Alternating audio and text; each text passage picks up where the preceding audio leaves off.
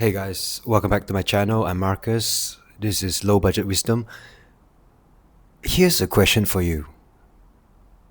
If you did not make the mistakes that you've made in the past, how would you have known? If you did not make the mistakes in the past that you have made, how would you have known? How would you have had the chance to learn from your mistakes? If nobody ever makes mistakes in this world, then the old saying, the wisdom of the sentence, learn from your past mistakes, would not even exist. Because if nobody makes mistakes, then there's no need for that sentence to exist. But it does. In a lot of all these motivational group talks, in books, in social media, they all say, quoted, learn from your past mistakes. For this sentence to exist and to be popularized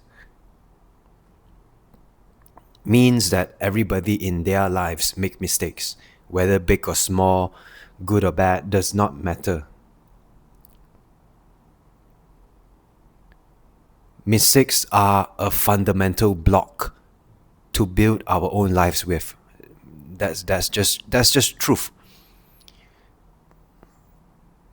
So without mistakes, we would never be able to learn from it, and we would never be who we are today.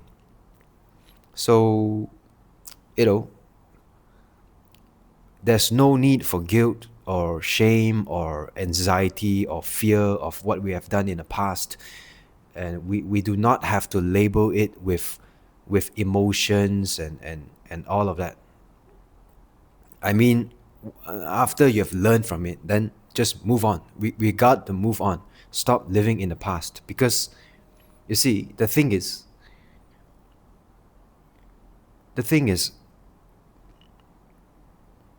we can only do as much as we know what is best at that moment. We are limited by the choices and our mental maturity and our development, and we are all limited by all these, circumstances during that time, in that particular time when you acted out what may have been seen as a mistake. Now, we had no choice. We can only act as much as our circumstances allow us to. It may have been a good idea at that time, yeah. It may have made sense to do that particular thing and action at that particular time, yeah. So forgive your younger self, right? And we may still make mistakes unknowingly in the near future, or right now. We may say the wrong thing, we may offend the wrong people, we may do the wrong thing, but we can never know what that actually feels like experientially until we have made the mistake. And so it may seem like a good idea to do something right now, and in the future, in hindsight, it may not have been the best option because the circumstances have changed, right? So keep making mistakes by trying things, right? Experiencing things for yourself, what it feels like, so that you can have a more wider perspective, a better experience. So that you just don't, it's not just that you know about something, but you actually know that something. Knowing about is all mental, what you watch online, what people tell you. You know about a certain thing, right? But when you go and try that thing, maybe it causes you fear, or it causes you worry. Oh, I can't do this. oh, I would never be able to achieve that. But I know what if I know about it, you know, I know about it. Knowing about is different than knowing. The same goes to self-realizations, enlightenment. Make those mistakes, spiritual ego.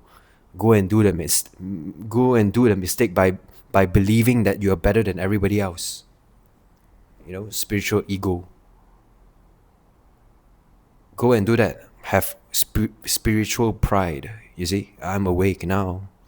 Everyone else is dumb. Everyone else is wrong. Go through that. You have to go through that for a certain amount of time. And the most important thing is when you realize that you have had this thing, be honest with yourself.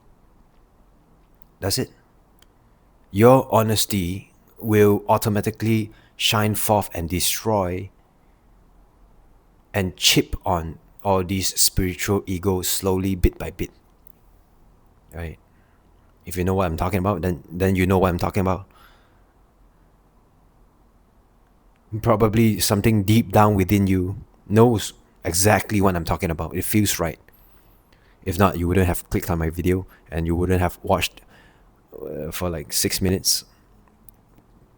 So, live and let live. Allow others to make the mistakes that they need to make in order to become who they are destined to become. And at the same time, allow that for yourself as well. Live and let live. That's it. There's really nothing much about it to life other than that. Live and let live. If certain countries want to go to war, that is their karmic destiny. Live and let live. There's really nothing you can do about it anyway. Focus on what you can do. If you have family members in a war-torn country, do what you can to bring them back to safety or whatever you need to do. But other than that, you can't control the outcome of these things unless you're maybe some powerful political figure and you're watching if you're a powerful political person watching this video, then see what you can do to influence and broker some peace into all these trade deals or whatever is happening in the world. But if you're not, then go on about your life. There's no point worrying about getting sucked into the drama and emotionality of all these wars and all this polarization of I support this country, I support that country. It doesn't matter what country you support. The war and the destiny and the karmic destiny of those particular warring countries have to play out as it is.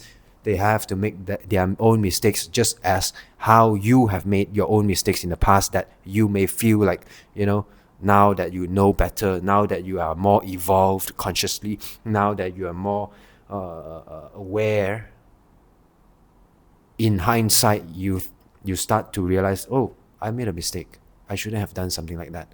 Let me change. So similarly, countries